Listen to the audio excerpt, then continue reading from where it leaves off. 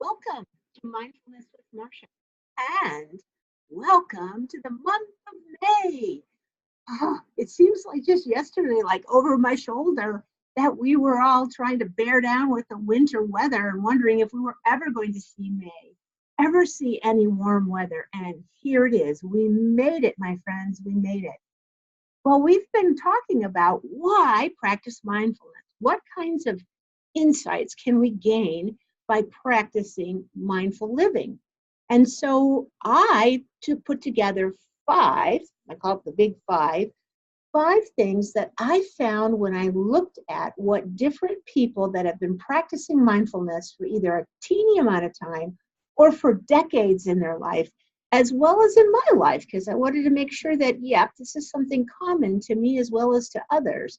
What are the things that I can share with you that are like amazing shifts that happen or powerful insights that happen when we try to become more mindful and create a mindful lifestyle? So we've already talked about four of them, which was, if I can remember now, number one was you are not your thoughts. Two, do not sweat the small stuff, or try not to too much. Three, a greater appreciation for all things in your life. And four, a greater amount of compassion to the world and everything in it. And so we've come down now to our final thought, and that is going to be that by practicing mindfulness, we will actually also fine-tune or learn the art of acceptance. I just had an aha, ranchers. I just realized that when I put the five together, it really didn't have any certain order. But I see now that number one and number five are probably the most significant for me. Number one being a huge insight for practicing mindfulness was that I am not my thoughts, that my thoughts were not true. And in fact, they were pretty biased against me. And this one, learning the art of acceptance. While we're talking about just accepting what is, there's a piece of that when you accept what is, you're also accepting who you are. I know a lot of people, if they would say, is Marcia an accepting person? They would say, oh, absolutely. You should see her with kids and with staff and out in the community. She's so accepting.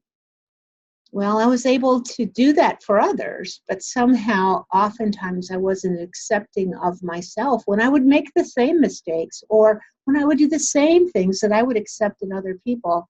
I would have a harsh moment with myself.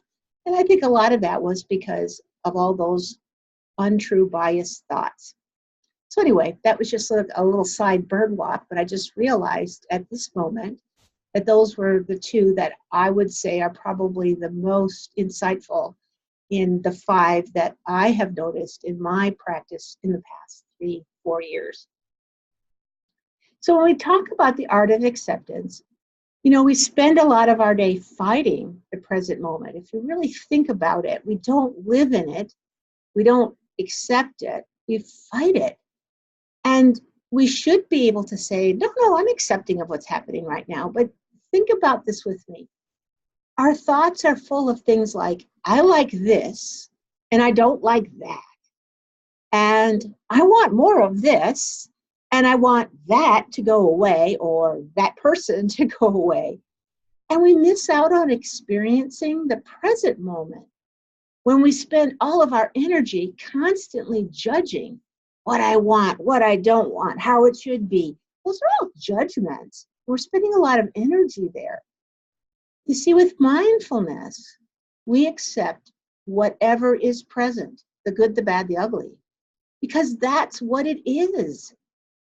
It's not resignation to live in the present. It's simply recognizing that it is what it is, and it is what it's like right now at the present moment. And my friends, we have a choice. If it's something we can change, we can work in the next moment to change it.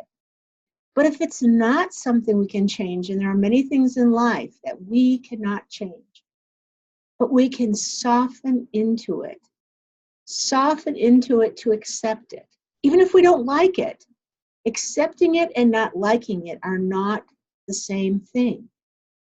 See, for example, it was just a few weeks ago that we were talking about winter and we were braving the winter cold.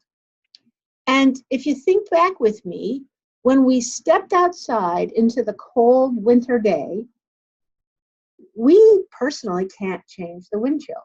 Okay? It's something we cannot change.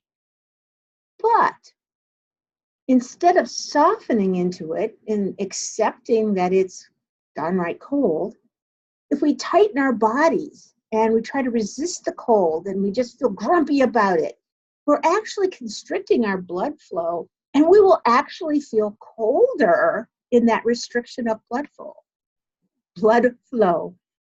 I know I do this all the time, and then I think to myself, what the heck? I jump into the Jeep and I'm like, and I'm holding myself really tight and wondering why I just feel colder.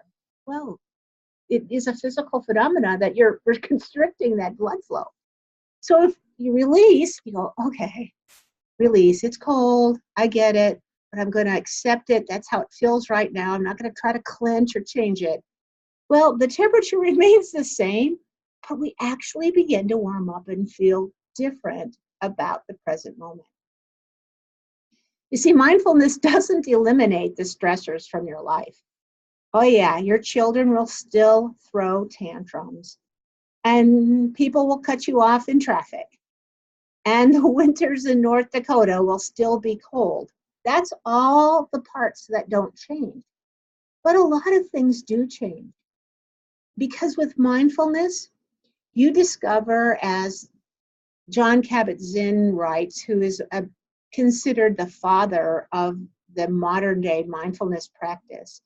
And he says that there's a way of being, a way of looking at our problems, a way of coming to terms with that full catastrophe that makes life more joyful, more rich than it otherwise might be because of all the stressors that are going on. And you know what? When you can see that, it's life-changing. It truly is life-changing. So this week's pause of the 5 ideas, you realize that you're not your thoughts.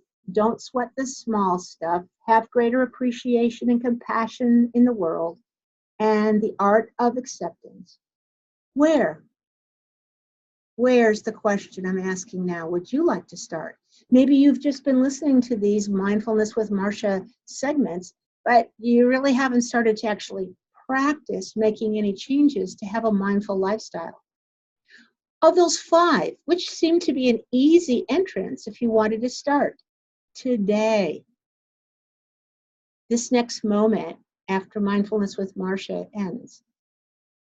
Or perhaps you have been practicing and you have been trying to do some of the strategies of mindful living.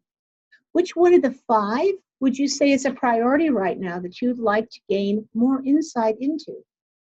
Remember, the past Mindfulness with Marsha recordings are in Bamboo, and I'm definitely not the last resource. There's a lot of resources out there for you to find more information on mindfulness strategies. The big piece here is do it. Do it for yourself. Do it for those around you, because when you change and have insights and shifts in your life, the people around you notice. And those that you love and are closest to will ask, well, you seem different, or what is that, Mom, you're practicing? And you can share with others. It really has that ripple effect. So finally, before leaving you, let me end by recognizing that it is May Day, or May 1st. You know, before I came to North Dakota about, 19, 20 years ago, I didn't really celebrate or know much about May Day in the Chicagoland area. And I came here and found out that it was like this ancient Northern Hemisphere spring festival thing, or a traditional spring holiday in many cultures. And so there's dancing and singing and cake and sweets and just lots of things that are part of the festivities on May Day. So perhaps considered quite quaint today, in decades past, May Day baskets were a big deal. And it was like the ancient act of dancing around what they called the maypole. It was a widespread rite of spring in the United States to share May Day baskets. And when I first came out to Williston, North Dakota, in the school, in the community, it was so fun on May Day because we would get May Day baskets, either brought to my office, or we would be passing around in the school. In the community, you would get them if you stopped at the bank, for example. You might find one even on your doorstep when you arrived home. It was just a lot of fun.